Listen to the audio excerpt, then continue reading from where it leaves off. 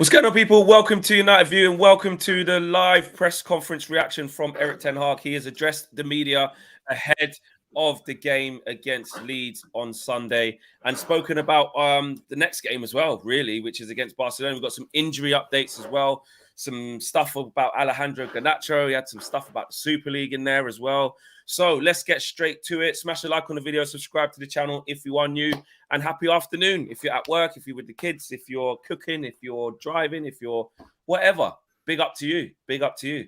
But let's get straight into it. What we got, Owen? What's going on? What did Well, first of all, thank you for joining me this evening. It's rare that I have company on the press conference reactions. You know, it's always nice to have company. Thanks for allowing me to be part of this. Incoherently. Yes. The last couple of ones. The last one I did, someone came to the door and a delivery happened, so I had to run and, and that happens. You know that happens. Yes, it does. And then the one, I often leave you all the time.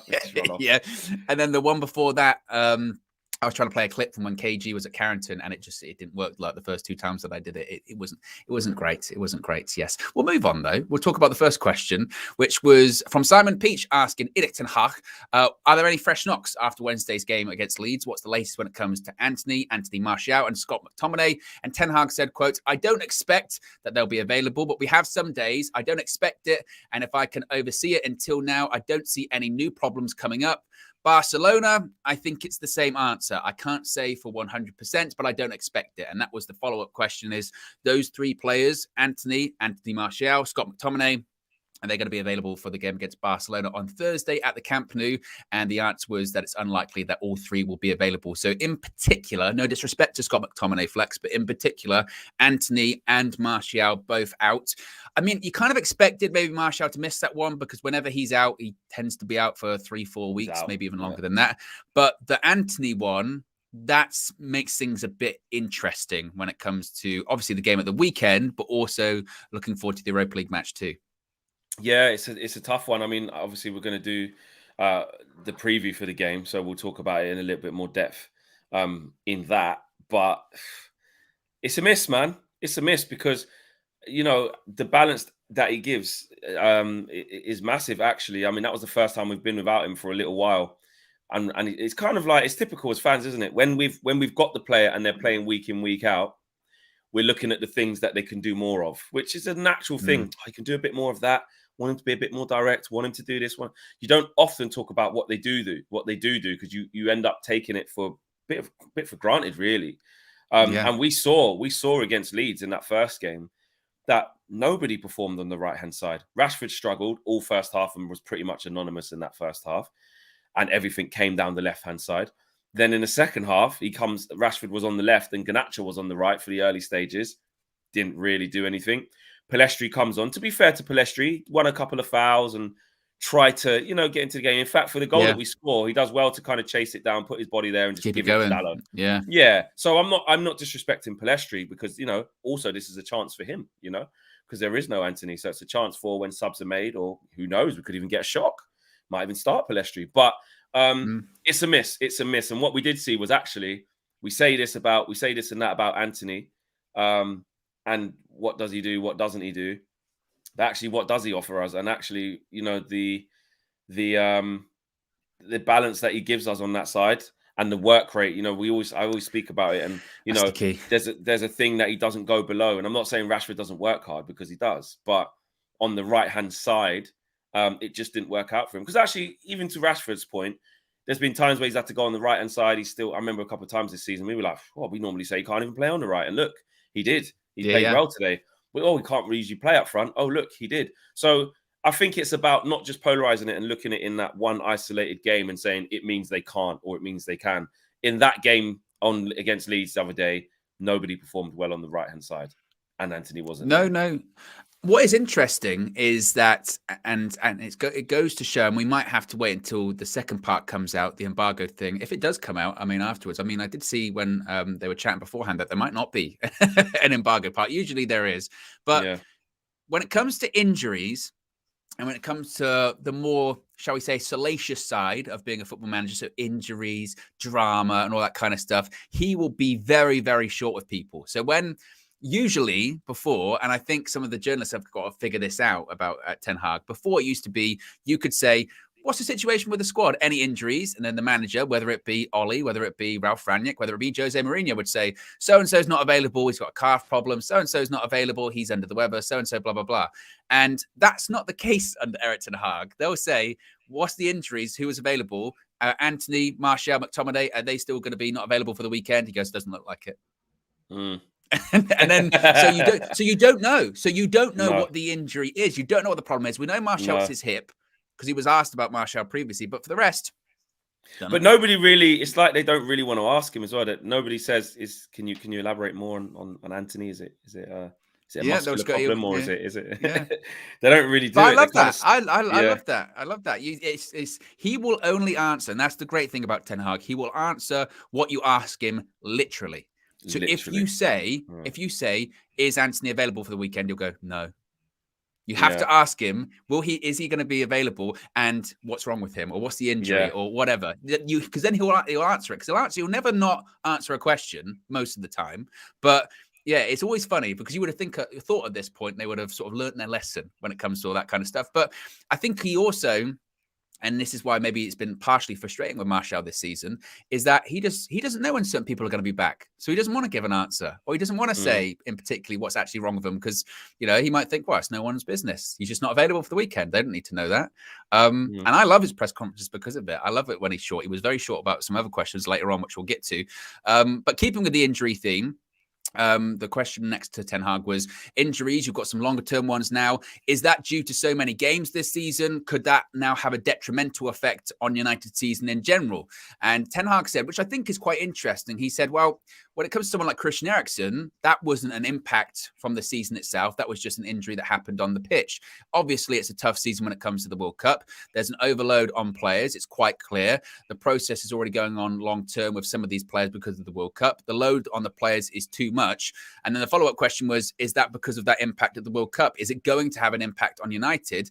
But he then reinforced, well, when it comes to Christian Eriksen, you can't put his injury on that reason. He also said, interestingly, Anthony Martial, it's not for that reason. It's not because of the World Cup. Martial didn't go to the World Cup. Exactly. So he said it's also... I like that. He differentiated that. Because a lot of people moaned about that, didn't they? Oh, the World Cup's going to be here. It means players going to get injured. Well, Christian Eriksen got injured because Andy Carroll's an idiot. Bad tackle. Yeah, exactly. Like, Anthony Martial, he's been injured. Anthony Martial's been injured all season, and he continues by saying it's really an individual basis. Obviously, there's an overload on players, and we can see reasons why certain things are happening, but also injuries are a part of top football. Injuries will happen, he said. And I think it's interesting that he points that out, that he could... Again, a lesser manager, when it comes to the Martial thing, could have just said, well, lots of big season, lots of games and all that kind of stuff. But that's not the case with Martial. That would be a lie. Anthony Martial is injured because his body keeps breaking down, not because he's playing lots of games. And frankly, when you look around to the rest of the squad, I'm just trying to think of the other injuries that we've had. I can't think of many injuries that we have had where you would go, that's just their body breaking down. We've seen tiredness, certainly. Maybe performance levels dropped off a little bit. Eriksen was one of them in terms of the games. You could see, oh, yeah, he looks a bit tired, or he's dropping off a little bit. But he didn't get injured because of that. And I think it's quite interesting that he points out that actually, when it comes to the management of how the load on players, we're actually managing it all right, wouldn't you think? Yeah, 100%. I think he is. Considering there's that level of chaos, considering there's that much to sort out, I think he's doing a good job. You know what I mean? And that's with everything. Do you know what I mean? That's like every single thing that's happened in the show. Wait there, how many months is it now? What is it? What he's been there? Yeah. Like from the beginning of the season. No, beginning of the season. Yeah, talk does count. Talk counts. So what was that? We went tour on July the 10th or something like that. Yeah. So let's say first week of July. July, August, September, October, November, January, February, like 7 months. Oh yeah, because December you kind of take out, or you take a month out for the World Cup, but yeah. But he still had a lot to deal with during that period of time. Actually, no, yeah, he was there. So what's that? 7 months.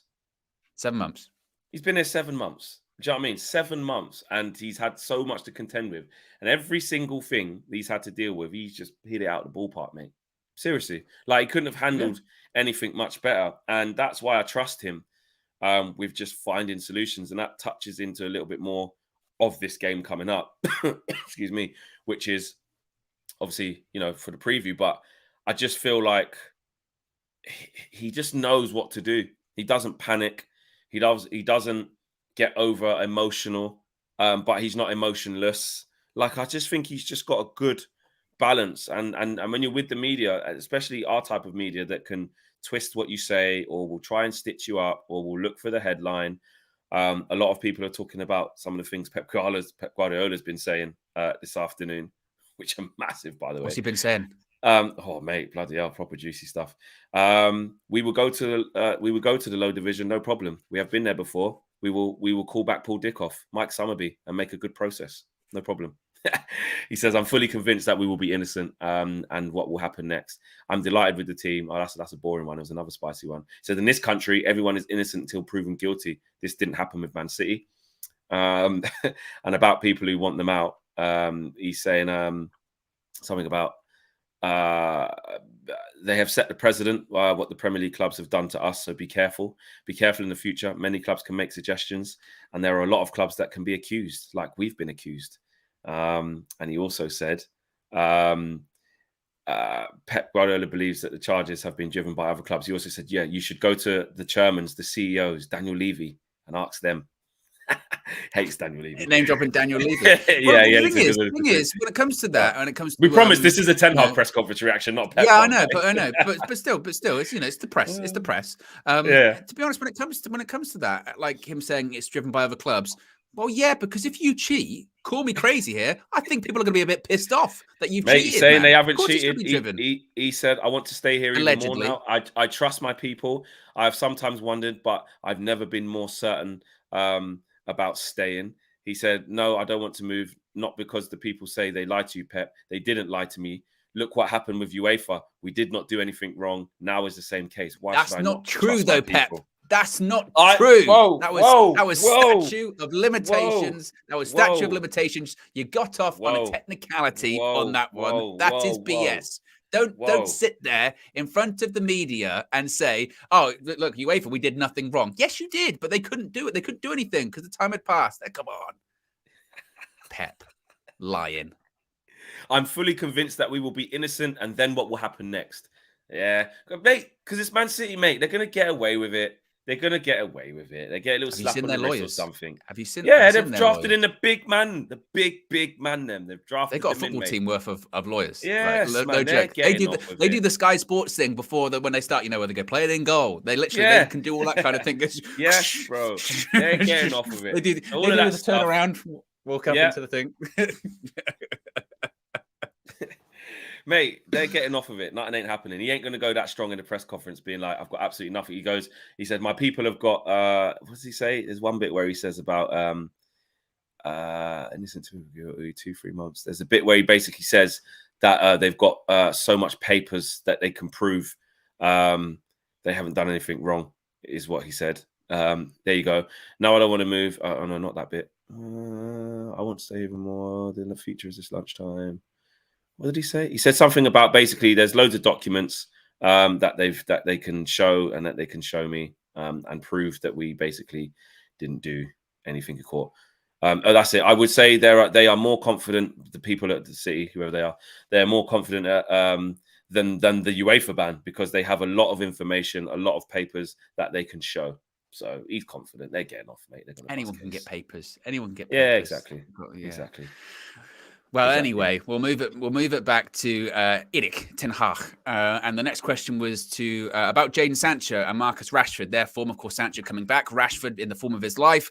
And the question to Ten Hag was, how much pride do you take in all of that? And he said, quote, that's what makes this job so exciting. It is wonderful to work with young people and to get the best out of them. Finally, they have to do it by themselves, but often they need motivation. They need a push sometimes. They need inspiration. And I like that. I like the fact that he was saying that, you know, it's not just me. Again, he could sit there and take credit for all of what's going on with Marcus Rashford and Jadon Sancho. And of course, look, he's not naive. He's a big factor. He's a big influence in their turnaround in form this season. But at the same time, as we've said quite a few times, is that he can only do so much. He's on the touchline. He's not on the pitch. He can't put the ball in the back of the net for them. He can't get them assists. He can help them and try to inspire them and work them as much as he can. But at the same time, it's upon them. And it goes to show his man management skills. You know, Jadon Sancho, you look at that whole Sancho situation as a whole, a lesser manager would have said, look, Jadon, there's a lot of money on the line here. I'm a new manager. I really wish I could give you the time away, but sometimes when you're in bad form, you just got to play through it. A bit like Rashford last season, right? Oh, it's where you just got to play through it over and over and over again. And that's not been the case for him. You know, he sent him away to the Netherlands, took some time off, and now he's coming back. And it would appear that he's going to be better, well, hopefully better than ever, and also to levels we haven't seen from Jadon Sancho. So you talk about Flex, how he's handled certain situations this season. The Sancho one's just another example of that. The Sancho one is just really quickly. I just want to address this because a lot of people have been saying why are there ads live? You know, what's going on, guys? Is this you? I just had to confirm that it's not us actually. Someone put it there. The reckon it says YouTube moving mad. Ads midstream. I know it's annoying a lot of you, so apologies about that. I'm going to look into that on the back end. I don't know if YouTube has automatically changed a setting of that, so we will look into that because that is off putting.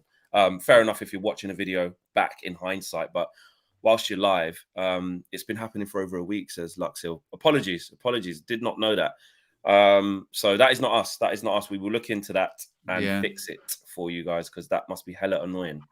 I mean, trying to watch live and it just keeps cutting to things. So we'll look into that. So thanks for letting us know. It's happened to other channels as well with their mid ads, says Jason. Yeah, okay. We'll look into it, see if we can. It's like a toggle switch that we can turn off or something like that, and sort that out for you guys because we can't be having you guys watching and live, and that's happening. So apologies. Sometimes new thing gets sort of trialed on certain channels and stuff like before they roll them out. So it might be a case of that, but we'll look into it certainly. Yes, exactly. Big up to you guys for letting us know as well, and apologies. But yes, what you were saying with dealing with the situations. What was it you saying again? Dealing with situations and saying that he's dealt with it really well. And a lesser manager would have just said to Sancho, sorry, there's a lot of money on the line. I'm a new manager. I'll play you through bad form. Ten Hag said, no, we're going to do it a different way. And he's reaping the rewards because of that. He is. You talk about another situation that he's got bang on and hit it out of the ballpark. It's that. It's that because that is such a, even if he didn't score the other day, just the fact that he was back and, being used and he's just back, that's his job. That's what he wants to do. He wants to play football. And you can see in the goal reaction, the goal celebration from Sancho, what it means. He's back on social media and really only using it to address that specific thing. There isn't anything of in his chill time, just posting up in the car or just whatever he wants to do in his life. It's very focused at the moment, which is good. And actually, he can be a real great success story to a lot of players who, he could be an advocate for. Listen, sometimes this thing can swallow you up. We don't know anything extra that could have been going on in his personal and private life that could be to do with his family or something else. But in terms of just the pressures of playing football at the highest level, and when it gets a bit tough and you end up going to your manager, and we don't know, he could have gone to Eric and said, something's not right, man. I need to talk to someone. I don't feel good. I can't do this thing anymore. I can't be here. I can't do this. And that's where you really need a strong manager, a strong people person. You need a strong human being to be able to say, you know what, I got you. It's going to be fine.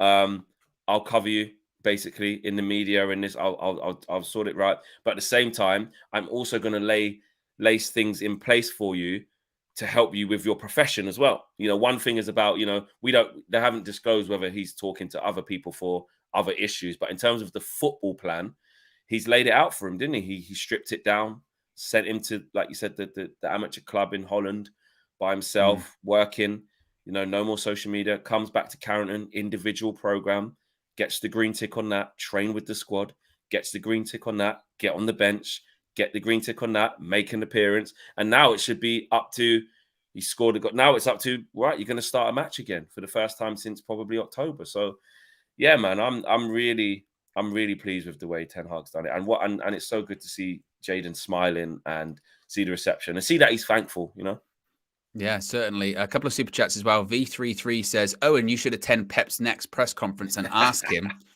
I don't think they'll let me in, to be honest. Austin also says, for the Barca game, are we getting Semra? Eyes emojis, flame emojis. Just zoom in, Flex. Just zoom in. Maybe we are, maybe we're not. Yeah, exactly. The eyes say it all. The next question to Ten Hag was clearly less than happy with the start against Leeds. How happy were you with the recovery, though? And Ten Hag said, "quote It's not easy when it comes to the response against Leeds, as you have to replace some players. The routines are not there, and this is obvious." We had a combination over the last few weeks on the right with Aaron Wan-Bissaka and Antony. Now there is a new combination in the holding midfield position, as we have to bring in a new position as Christian Eriksen is away. So the whole midfield construction is new, and that takes time to bed in and get the routines again. This takes games, and that was obvious versus Leeds. We played quite well, but both starts killed our game. And that was something that I did bring up during Matchday Reloaded, Flex, that particularly the midfield, that's a brand new midfield. Casemiro and Eriksen didn't play. So that's why I said they literally look like two strangers. They were literally two individuals. Yeah. Of course there were holes in the midfield because they haven't played together before. And on the right-hand side, he's right. That entire right-hand side changed from one game. They built up this cohesion, this chemistry in Wan-Bissaka and Antony, and they're both not there. Now, that's not excusable to say that the start that happened in either half was right. But at the same time, again, when it comes to maybe some of the criticism after the game that I saw from some people, you would go, well, actually, brand new midfield, right-hand side that hasn't played with each other a lot. And Dallo is just coming back from an injury as well. You know, it explains a little bit, certainly, doesn't it? It does. It does. And that's what I was saying after the game. It was like, okay, everyone was reining in on Fred saying how poorly he played, which he did. He did play incredibly poorly. But I did. It's not taking it away from Fred because we have seen performances like that from Fred before. You know, I'm not excusing that. But I did have a little bit of sympathy for the pair of them in terms of our midfield because, you know, Sabitza's just arrived. You know, he's been asked to play alongside Fred, and Fred's not even our starting midfielder. Literally, the heart and soul of our midfield was ripped apart within a game. So, and for 3 games now, we don't have any of them. Well, I know we haven't got Eriksen for a lot longer, but in terms of even one of them playing for 3 games or 2 now, we haven't even got one of them playing in Casemiro. So that makes a massive difference. Look how long it took us to move away from McTominay and Fred, guys. Like, you know, that in itself, just moving away from them was fantastic. And then we always knew it was about the depth. You know, if one of those gets injured, then we're screwed. Or if 2 of them are injured or not available, which is what's happening in this case, we're screwed. Luckily, we've even got Sabitzer to put in there. Imagine we didn't get Sabitzer on loan. It would be Lindelof and Fred. Clearly, it would be. Yeah. With him putting in Lindelof later on in that game when Sabitzer couldn't probably last the 90, and he put Lindelof on for the last, 10, maybe 15. You know, that shows you. That shows you what it would have been considering the things wrong.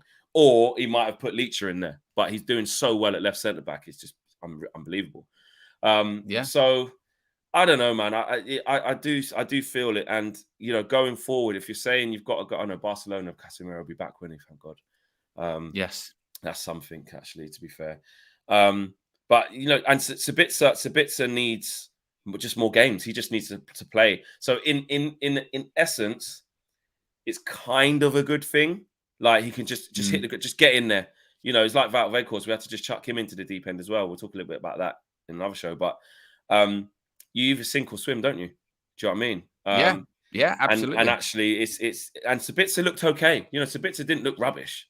Sabitzer looked okay. No, and there was something today saying that the United and Ten Hag have already spoken to him, saying that, you know, if he impresses, they'll do their best and try and sign him. Remember, I was saying that in the show the other day. I think it was in the preview for that Leeds game. I was like, no, it was a Flexing KG show. I was like, listen, you know, clip this for at the end of the season. If he plays a 0 out of 10 every game and we send him back, fine. I'll stand corrected. But I think if he rediscovers any form of his form that he had at RB Leipzig, or the player that he can be, he's exactly what we need in our squad. Doesn't need to start every game, but he's exactly what we need. Sabitzer wouldn't be available to Barca away due to 3 yellows. Yeah, he's suspended against Barca. Is he? Yeah. Oh, for fuck's sake.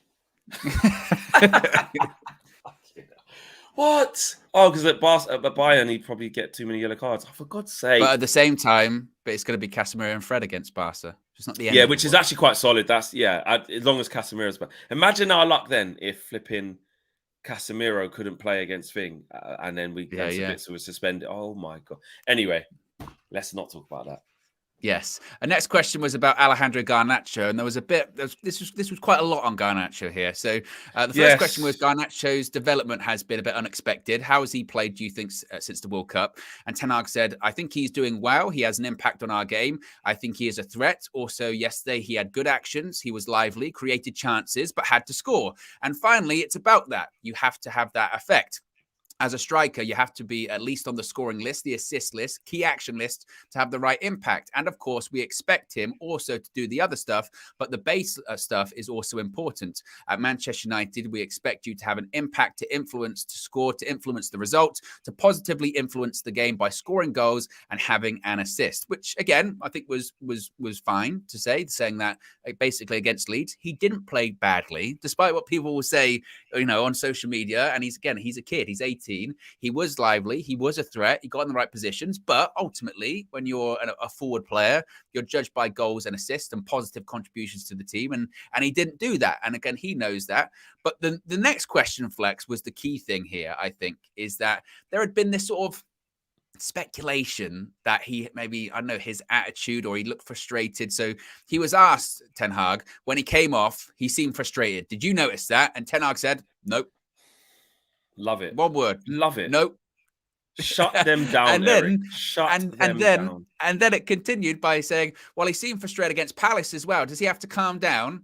And he said, quote, I don't think it's about that. He doesn't, I don't think that he doesn't understand the decision to sub him. He's quite emotional. That is his strength. He brings it to his game. He wants to win. He wants to play football. He doesn't want to miss any minute. And I think that is a good thing. He's totally convinced about himself. That is a good thing. You need that in the biggest stress fractures that you have to perform. And he is doing that. And he wants to contribute to the end. He accepts decisions, and the team is always above everything. And I think he knows that when he is coming off that emotion, that frustration, it's not against that. It's not that he's not accepting it. Basically saying, look, don't try and paint this guy in a picture saying that he's coming off and he's throwing his toys out the pram and he's got a bad attitude. He's this, that, and the other. He understands the decision to sub him. Yes, he can be quite emotional, but that's what makes him the player that he is. I'm not in the position, and I'm certainly not going to be the guy to tell him to, change his personality. Of course he wants to play, but he doesn't disrespect me and he doesn't disrespect the team. So don't even try. Don't even try that. And again, Ten Hag, that's what he does. Ten Hag, mate. The press, honestly, it sickens me how, the way that they try. I say some people in the press. It's not all of them. There's some really good journalists out there. They try to just get that grab, get that story. It's like it's so premeditated that it's like it's so obvious, mate. All right, mate. Yeah, well done. You really want the thing on Garnacho, don't you? And you really want our manager to sort of say, well, yeah, his attitude has been bad, so you can get it and run with it and sell that as a headline. Like, piss off. Like, do you know what I'm saying? Like, if we're trying to build a new team, we are building a new team where everybody is together. If people are showing passion and commitment and frustration at not playing for this football team, good. Like I said, that is what you want. You don't want someone to be happy that they're not playing. You don't want someone to be emotionless. And they're all just trying to I say they all, again, with this particular instance issue, he's just trying to make a mountain out of a molehill. You know what I'm saying? It's just not it. It's just not it at all. And it's not it. You know what I mean? And you see the Palace one was like, well, of course he's going to be a bit annoyed. He's just come on. Well, what happened in that? He came on and then everyone's annoyed at that. Can I say with the Palace one as well? Because I think it's only fair, because I saw Marcel did a tweet about this. We spoke about a lot of traction. It got a lot of traction on social media, and I thought it was very, very harsh. So the tweet in question was, quote, I've been telling you guys about the interactions and attitude from Garnacho and Ten Hag, and this is just another example. And it's Garnacho sitting there like that after he's just come off. Yeah. Yes, you're gutted, but go and sit on the bench. I'm just highlighting the attitude and body language. It's not always right between Ten Hag and Garnacho. Now, I saw that and I thought, I don't think that's fair. I don't think that's fair when it comes to I disagreed. 100% disagreed. 100%. Yeah, one picture can look a certain way, and to your point, of course you're going to be frustrated. You're a young kid. You just got subbed on. You get taken off. Bear in mind, not just a young kid. You're an attacking player as well. So you've been brought on to change the game. A red card has happened, and you get taken off. That's annoying. That is annoying. But at the same time, if it was me and I was Garnacho, I'd be looking at that on social media going, I don't have a bad attitude. I don't think. Maybe you should have sat down on the bench and maybe Ten Hag would have had a word about that. But one instance of that, to me, my opinion, does not make him have a bad attitude. I think that's harsh. As the saying goes, it's not that deep. It's as simple as that. No. It just isn't that deep. And you know what? Marcel being Marcel, he's always in reflection. He's always, he always wants to. I don't even want to say improve, because it's not. As it's an opinion he held and he put it out there. It is what it is. Yeah. But we spoke about that, and he was like, "Oh, I put that tweet out. Like, what did you think, Flex?" And I said, yeah, I disagreed with you, to be fair on that one. And I said the same phrase. I said, I don't think it's that deep. Of course, he's going to be, upset at getting taken off. There's, people zoomed in on the fact of, remember when he kind of done a bit of finger wagging to Bruno after not receiving the pass where he wanted it. Some people were like, yeah, not allowed to talk to people on the pitch. Like exactly. Anthony. Just because Antony's a bit more established, he's still a young player, Anthony. Only 21, isn't he? 22 or something. So he was called Bruno, I can't even say it. And I've started to learn Spanish. So, but I can't even say it.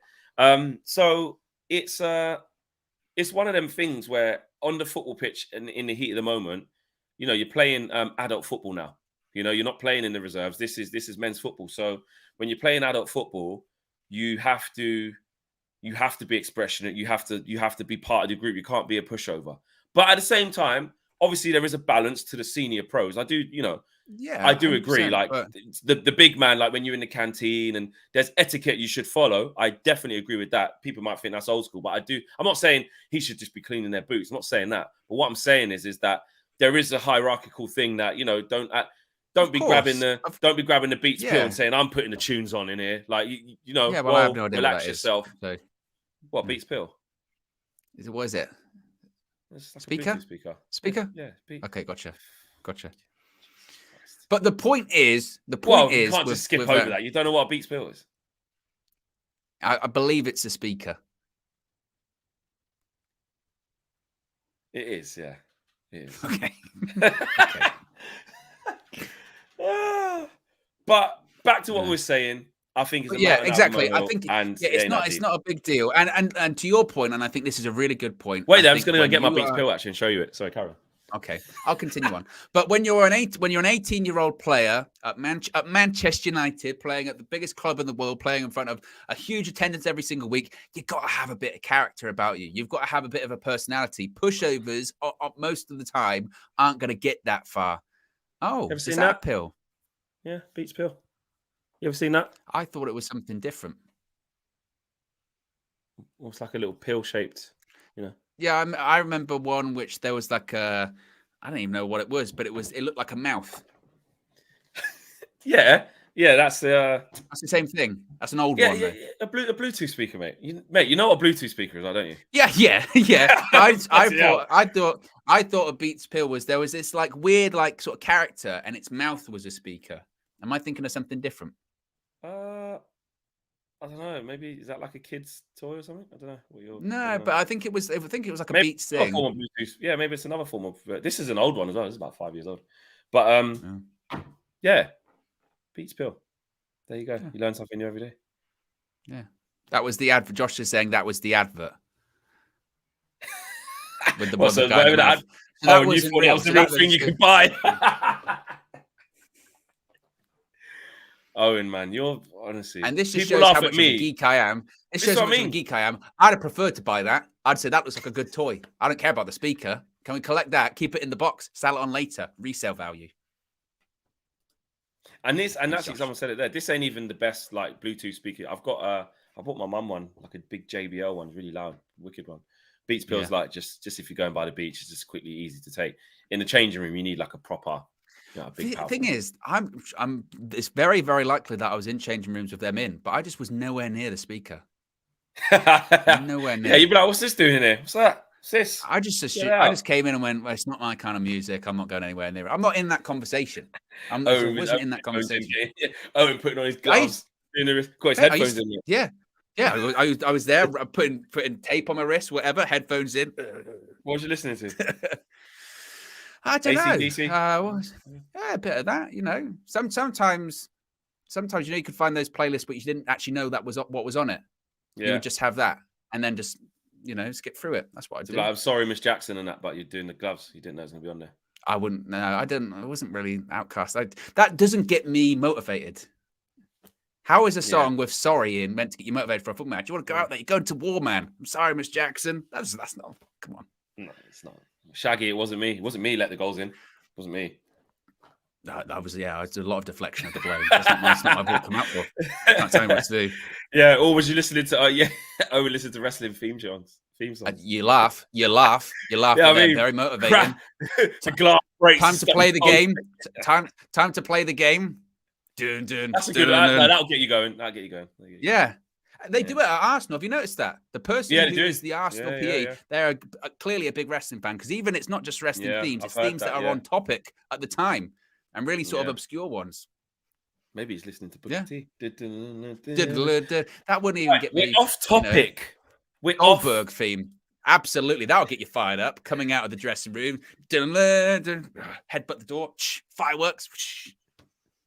Let me tell you something, guys, If you mention the W word around Owen, as soon as you mention wrestling, he's gone. He is gone. Football and Man United is secondary in his life, Actually, Owen, what do you like more? What do you like more? I don't prefer either. I don't. If you had to not watch one for the rest of your life, which one would it be?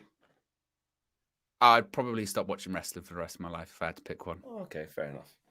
I would, because it doesn't bring me like the emotion that, scoring a last minute goal or whatever. That's really, you don't get that watching a wrestling thing, unless it's like a real kick out. No, they kick out when they're not supposed to kick out. Not even that. It's just like, say someone comes back and you're like, I didn't expect that. That's pretty cool, but that's rarer in wrestling than it is football. It was meant to happen. That we knew. But the thing is, at this stage, most of the time, I do know what's going to happen. Yeah, and it's quite disappointing. Is there like spoilers then in wrestling?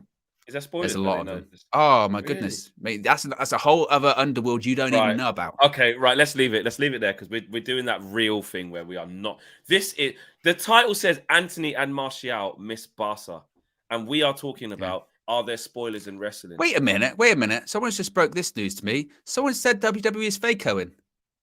What's this? Wait a minute. You mean tell me it's not real? I'm not one to do that. I don't think it's my place or anyone's place to tell someone. I don't think. Real. He must be joking. Probably joking, matey. Probably joking. I think we've actually covered the presser, have we not? That's it. Garnacho. He was asked about the Super League real quickly. For the Super League, and he basically just sort of said, I'm aware. He said, I'm aware of what's going on. I've got too much to focus on. And he didn't what was interesting. He didn't completely rule it out. He just said, look, current structure is good. There's always going to be initiatives to try and improve things. But that's not really my decision. That's a club decision. If we want to talk about it, we'll talk about it. As of right now, not really focused on it. That's about it. There you go. Yogara Smith. Did we read that super chat? I've got it here. There's a couple of missed. All right. I'll read this one. You read the other couple then. Yes. If clubs only made what they spend, it would take decades to break into the top four consistently, and big clubs didn't have those restraints when they were created. Bit hypocritical with old and new money altogether. Yeah, saying that's how talking it was about FFP, because the one before it was saying that it doesn't. FFP is rubbish, basically. Yeah. And VK also said, would you swap Garnacho for? Now I can't pronounce this one, Flex. I'm not aware of this player. Let me Google the player. Oh. Are you sure Mitoma. They're not... Oh, Mitoma. It's VK. Yeah, from Brighton. Who did they play for? Yeah. Mitoma. He's wicked. Oh, yeah, the face. I recognise the face, not the name. Yes, he's played really well. He scored that goal against Liverpool. Wicked. He scored loads of goals. Yeah, he's on fire, mate. There's a lot of Japanese players coming through at the moment. A lot in Scotland as well, and Ange Postecoglou. Celtic, he's managing the J League as well. Yeah, 100%. And I was really impressed with Japan. In the World Cup, I went to a few of their games as well. They were really good. Yeah, they were really good. Okay, so that is the press conference completed. kind of. If you just rewind, go back about 15 minutes. We were talking about it about 15 minutes ago. I promise. Probably should get better. We're gonna have to. We're gonna have a HR meeting this week, just about tightening up. I don't think we're gonna go off much. So I feel like I'm heavily involved in. You know what? It's KG's fault, because he's influenced me, and now I've deemed it acceptable that just one comment can derail me, and then you're too nice of a person that whoever's doing the show with you, if they go off, you'll go with them. And it's just, it goes very quickly. What I'm going to do next time you go off, I'm literally just going to stay in the thing. Like I'm not going to go on a tangent. So there you go. Smash the like on the video, subscribe to the channel if you are new. Look out for the preview for Leeds United versus Manchester United. That will be coming at you guys this tomorrow morning at 9 a.m. I believe. Yes. That will be there. So yeah, let us know how you're feeling about what Ten Hag had to say. We are out of here. Take care. Good afternoon. Have a good rest of your Friday and happy weekend. Peace. Wait, Josh is not there. I've got to do it myself.